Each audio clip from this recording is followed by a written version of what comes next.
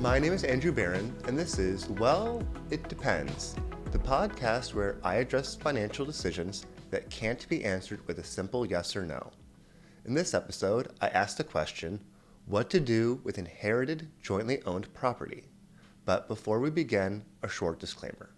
This is being recorded on June 13th, 2023. The contents of this podcast are strictly for informational purposes only, and nothing said should be taken as investment, tax, or legal advice. It is important to consult with a professional before making any financial decisions, as the strategies discussed may not be suitable for you specifically. What to do with inherited jointly owned property? Well, it depends. Picture this. You and your siblings just inherited a piece of property from a dear family member, and now you all own it jointly. What do you do with it? Do you keep it? Do you sell it? Do you rent it? As always on this podcast, the answer is, well, it depends. Emotional attachment can greatly influence the decision-making process. Some family members may have deep ties to the property, while others may simply see it as a financial asset and want to sell it. It's important to be open and respectful during discussions until all parties come to a consensus. Mediation can be available if there is significant disagreement. Next step brings us to financial implications. The value of the piece of property is greatly dependent on the local real estate market.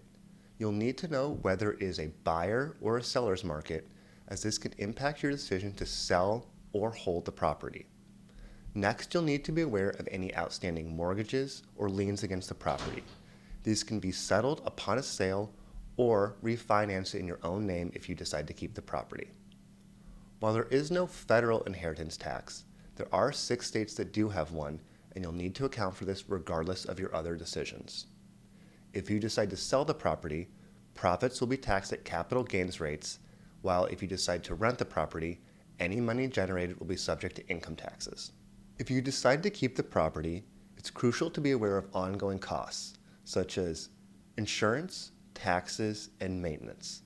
If the costs are significant, it may impact your feasibility of keeping the property. Additionally, you need to discuss with the other owners whose responsibility it is for these tasks. Renting out the property can provide an income stream, but also brings with it other responsibilities, such as finding tenants, addressing repairs, and dealing with any potential legal issues. If none of the owners have the time or expertise for this, you may need to hire an outside company, which is an additional cost to factor in. It's important to plan for the future in which circumstances change. One co-owner may want to sell their share in the future, or there may be disagreements about how the property is used. To get ahead of this, it may be helpful to draft a co-ownership agreement specifying how the property will be used, costs will be shared, and how buyouts will work. To recap, before deciding whether to keep, sell, or rent the property, it's important to discuss with the other owners any emotional attachment anyone has to the property, as well as the financial implication of each of the options. Remember, it's important to have a plan in case things change in the future so that everyone can remain objective and not let emotions get in the way. So, to answer the question, what to do with inherited jointly owned property?